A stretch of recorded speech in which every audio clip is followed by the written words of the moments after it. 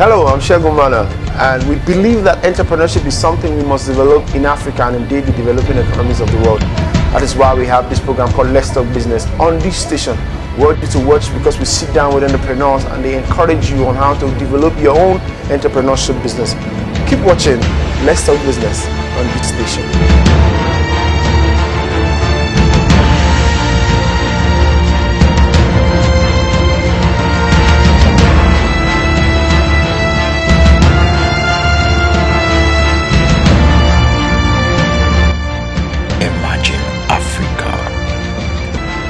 Let's Talk Business, showing on the station. Welcome to Let's Talk Business. My name is Segun Manuel, and on today's episode of the program, we have someone who is very important to me. I don't know about you watching me, but we have Iheanyi Ejiogu in the house.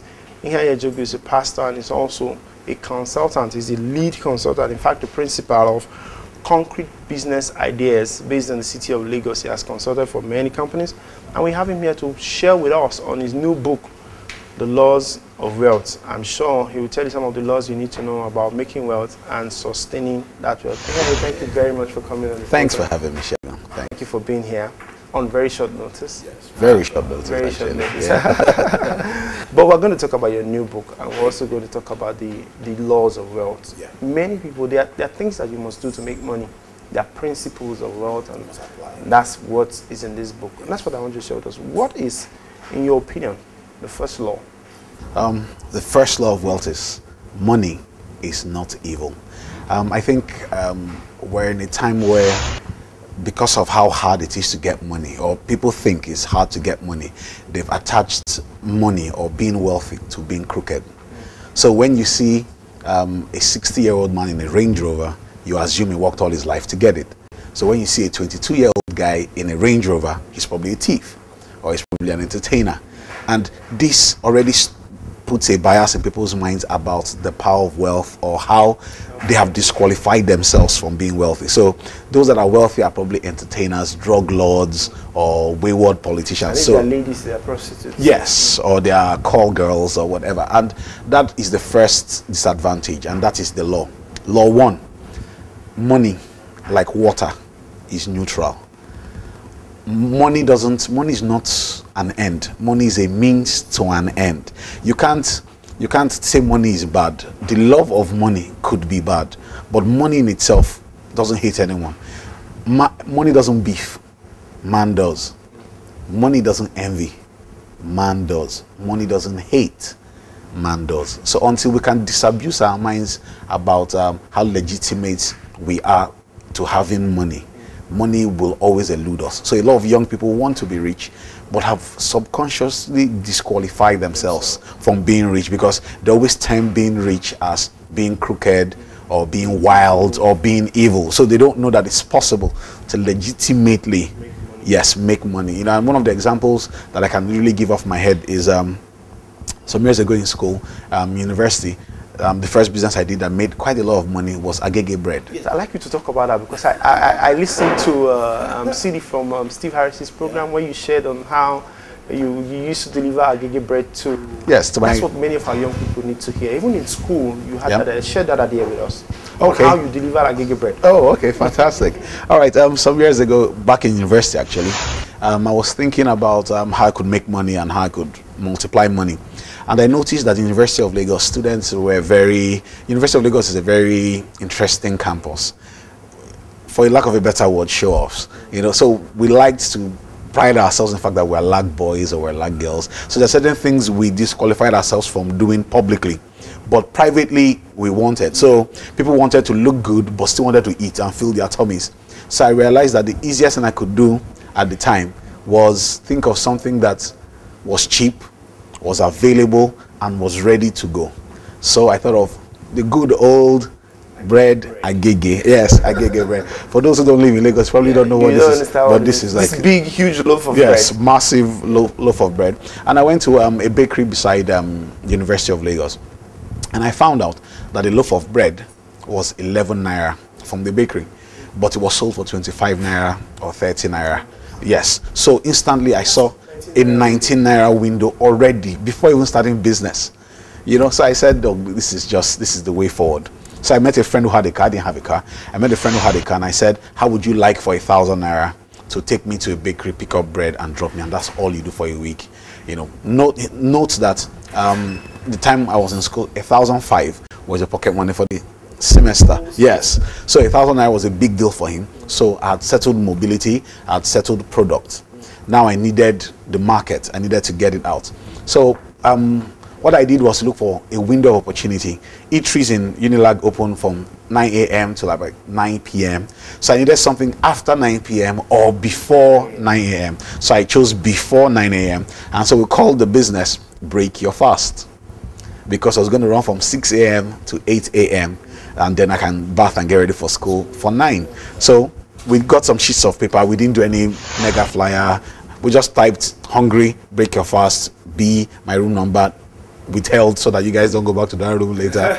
You know, withheld, and we shared it around. And the first day, and also we now said, okay, how will we sell a agege bread that will not come off as being Raz or local? Because lag students were very into that thing. Yeah, so we came up with 2 options of fillings for the bread. We came up with mayonnaise and corned beef, and then we came up with sardines and butter, and then blue serviettes that would wrap around the bread, and then pink or yellow nylons for the bread to go into. So it looked very different, but it was like agege bread. Like your customers then would have wanted. Yes, it looked like what they would have wanted. So, and we're going to sell each piece for like 50 naira. Note that total was about 17 naira or something in those lines. And we started, the first day we started, we made 2,400 naira. Profit. Yes, profit. By the end of the week, we were making about 10,000, 12,000. By the end of the month, we were making 48,000. Now that went on for a while, and we still thought of it and said, look, we can make this even sweeter. So we said we would do for an extra 10 naira. You can just write your room number, and the bread will be delivered to your room in the morning. So you can even get your 3, 4, 5 friends over to sleep with you and say, tomorrow morning there will be breakfast. Breakfast will be served. And so people began to pay an extra 10 naira. And at some point in this whole thing, it got to a point where we peaked at about 90,000 naira a month. My elder sister in Bond Bank at the time was earning 60,000, I think, and then still had the duty to attend to us, the younger ones, you know, take pocket money. And I took it. I felt bad, but she's my big sister. So she had to do her duty, especially in the Igbo custom. She's the oldest. So and I would take it, and I felt for her because I knew that wasn't really what I wanted. I wanted more money. You know, the sad part about this story is I had to graduate, because by the time I was graduating, I knew that I can't see money can't come to me this easy in the real world. But it's something that I've gone back to Unilag lately and I've checked, and nobody's still doing. So I noticed that people still didn't even see the business opportunity in that model. And after that time I was in school, it faded. And so it's still an open window, just in case somebody in Unilag is here and is listening to that. Yeah. In listening to this story, what just jumped at me is the fact that if you ask any young person today, they'll tell you, oh, I have this fantastic idea, but I don't have the capital to start it. I didn't hear you say anything about capital right now. How did you work that out? Oh, okay. First off, the real value in business is not the capital, it's the idea. Once the idea is marketable, the word marketable simply means people can buy into it. Once the idea is marketable, people will buy into it. But if it's not marketable, it's not yet an idea. An idea is something that is marketable. So it's a concept. Let's use the word concept. It's a good thing you will love to do. The day it becomes an idea, it means you've covered all bases. It means you've thought it through. Now, I didn't have money, but I had a workable idea in my head. So what I did with my friend that I eventually gave 1,000 naira was, from the first profit we made, he got his 1,000 naira. So you got him to work for you? Yes. For paying? Because it was an incentive. Most times, bosses offer money. But I've learned that what you need to sell to followers is not a monetary incentive, it's the vision. Once they buy into the vision, money will be secondary. Yes. it will follow naturally. But what people try to do is try to pitch big paychecks, and the truth is the reason why you would lose them is another company will offer a bigger paycheck, and then they will just jump, and they will never understand what loyalty means, what it means to grow with an organization, what it means to cut your teeth with an organization and establish yourself in it. So what people really need to do is ask all the right questions about the idea before they even get into it. I say young people, I tell them, okay, how do you want me to support you? Or how much is your business worth? And the person will say 10 million. And then I say, have you done business with 20K? And he says, no, that there's none of his ideas that is 20K, that God has not called him to be small. Yes, God has not called him to be small. God has called him for the top, you know. And the sad part is, I don't know how these young folk or young people are beginning to be sold this lie that you just appear at the top, and they forget that the top actually needs foundations to be a top. Yes, so you should start from this business. Started with 5K, this business I talked about, and eventually just made so much, well, not like drop dead, but made a lot of money for me to move from school to my own apartment. I didn't move back home after graduating. You know, I moved to an apartment and just began my life from there. Now, a lot of young people think 50 million is their problem. But if you have a 20K thinking guy and you give him 50 million, he will take informed decisions, excellent decisions, until that 50 million comes to 20K, which is the quality of his thinking, and it will normalize. And business will begin to thrive and work. But if you take a 50 million naira thinking man and give him 20K, he will take decisions, business decisions, that will multiply it to the quality of his thoughts. So the problem has never been their pockets. The problem has been their minds. Yep.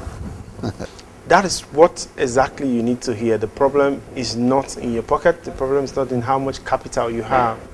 It is in your mind. You need to change your mind when we look at many other laws of wealth, but you have to wait until we come back on the other part of Let's Talk Business. Don't go anywhere. We'll be right back.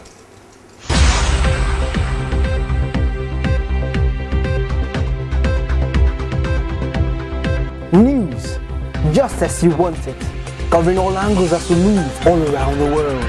Follow the flow and Adrian News. Yes, our flow, always on point, on local, national, international, entertainment and sports news. We are second to none. We inform you for greater impact. ABN News. At this time.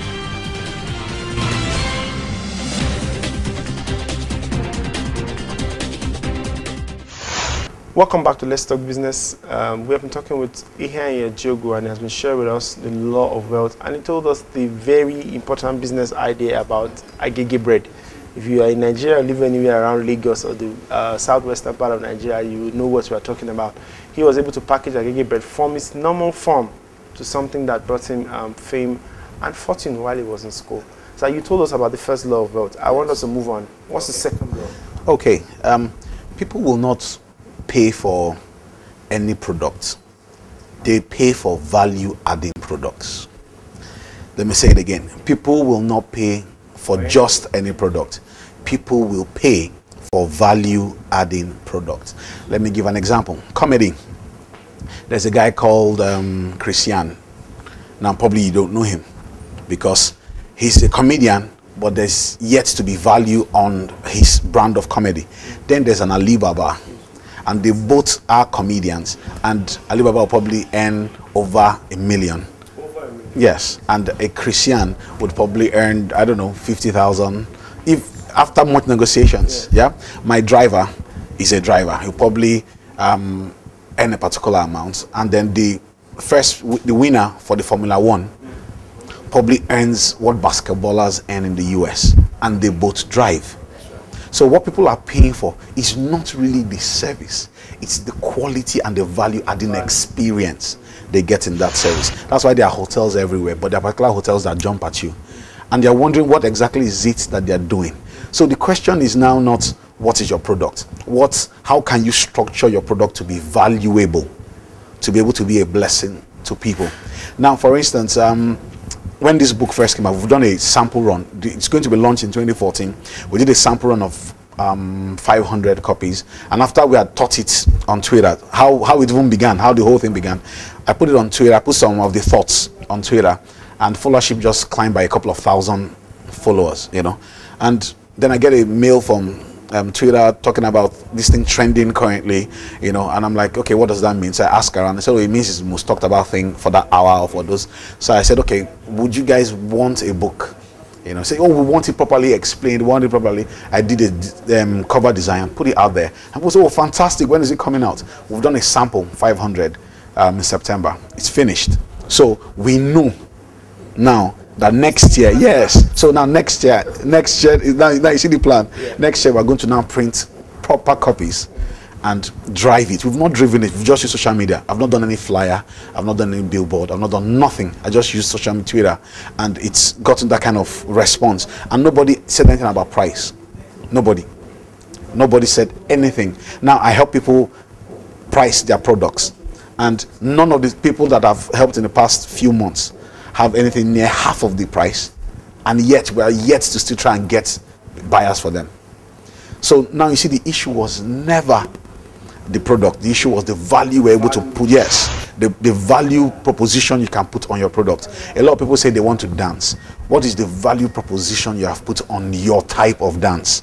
How do you want people to see your dance? How do people see? Steve speaks, I speak, Bankole speak. But I dare say that I do not speak like Steve. Surely that the only way Steve is selling as Steve is because he's Steve. The only way I would sell as Iheanyi is because I'm Iheanyi. So I understand that the day I try to duplicate Steve, or Steve tries to duplicate me, the reason why you will come for that seminar will be because if you're going for a Steve seminar duplicating me, you're thinking of me when you went. So anything that falls short, you will make comparisons. And instantly you will see the yes. I said, oh, this is rubbish. Oh, I thought it was going to deliver on himself. Now the reason why I use speaking is because it's something that we're currently doing. Now it could be in anything you're doing. You're selling tomatoes. Everybody puts it on a shade or on something.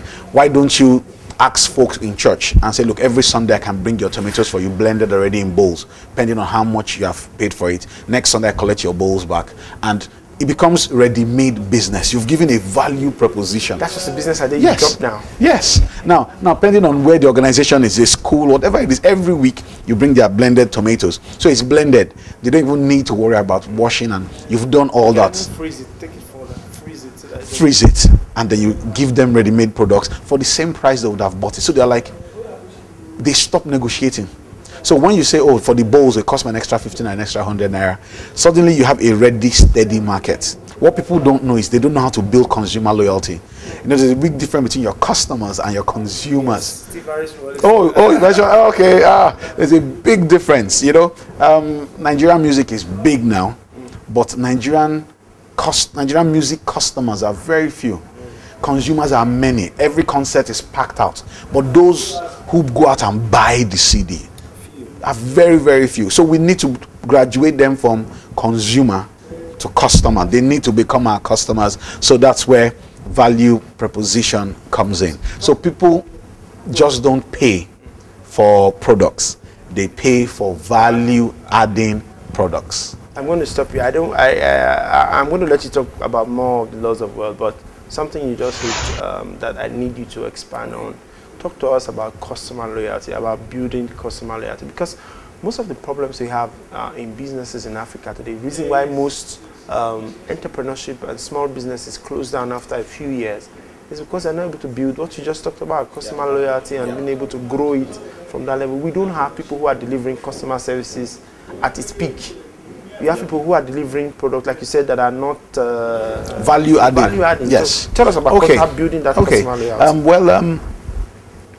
It's been reported that did you know that very few people have bought a watch because a celebrity wore it? I mean, yes, Harvard has even done, well, let me just leave them studies out of it. But you see, very little changes because a celebrity wore it. And the truth is, we've still not been able to help people see that it's not the celebrity that sells it. It is the value proposition that sells it. Let's hype the value proposition. Let the man see how little work he's doing to get so much. But instead, you put a celebrity who's probably earning far more than the person to get that item. So what you're doing is, he likes it, but he's disqualifying himself, because he's wondering whether he has to be a international celebrity to be able to own that product. But if you're going to use that celebrity to say that he got into the place and expected to pay $1 million and he paid 10K, that this thing is ridiculously, then that celebrity can be used for customer loyalty. Now, what is a brand? A brand is consistency in service experience. That's what a brand is. Consistency in service experience. So that means if you go to a McDonald's in Surulere or a McDonald's in London, you're supposed to have nearly the same service experience. So the reason why McDonald's is big is not because their burger tastes better than the other burger. It's because they've been able to build a quality service experience. And that is what people need to do in their businesses. We need to create a personalized business model where, maybe for instance, very few businesses in Nigeria actually do seasonal messaging or greetings or birthdays. You know, you'll be amazed. I watched JetBlue. I watched an advert that JetBlue did recently. And they did a survey and they asked people, they put a screen and Santa asked them, what would you want for Christmas? You know, at the airport. And some guy says, I want a flat screen. Some guy says, I want, just mention different things.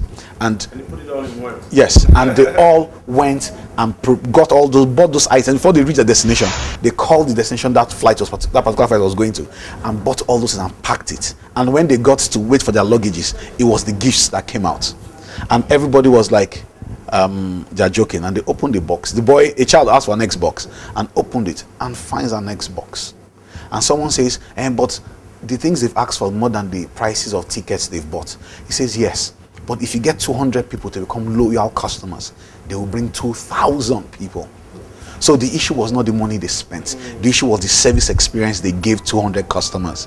And maybe they did a survey and found that these guys are value-adding customers. There are guys that probably have followership. He's a school teacher. He's a lawyer. There are people that have a circle of influence. So they could just go back to their cocktail and say, oh, JetBlue, they're the best in the world. They give me yes.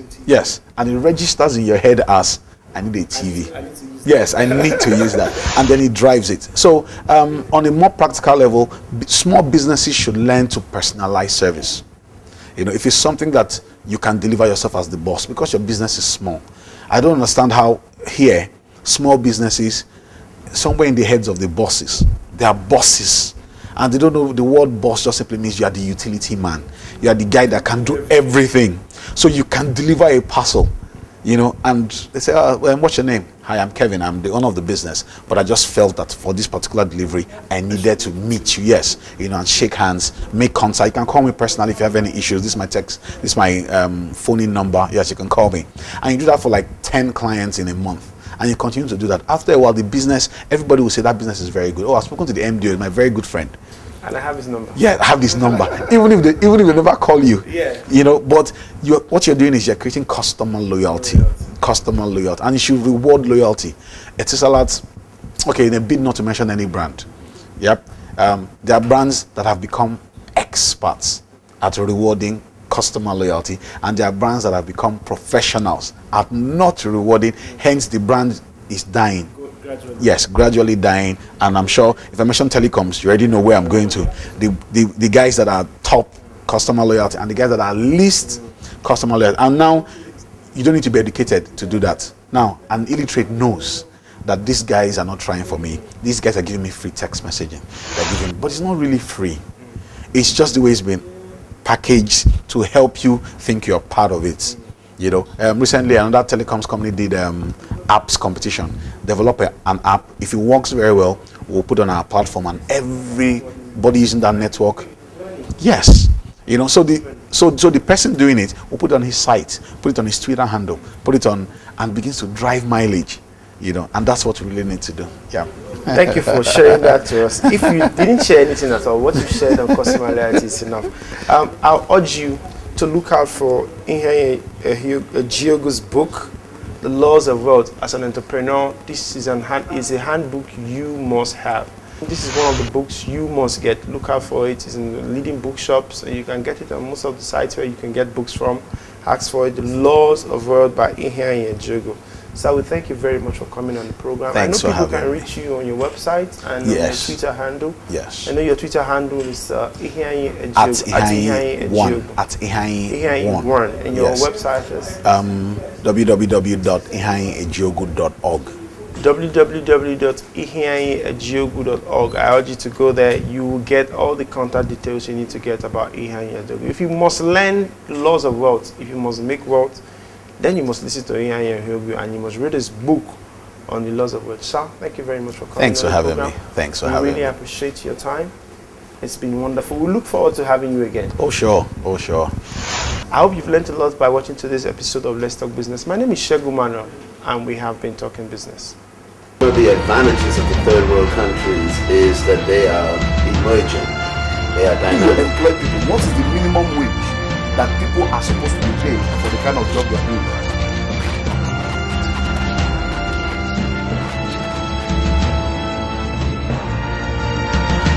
Hello, welcome to Let's Talk Business. My name is Segun Manuel, and on Let's Talk Business we look at how to build entrepreneurship, not just in Africa but in the developing nations of the world.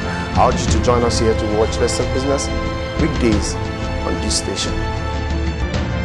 Imagine Africa.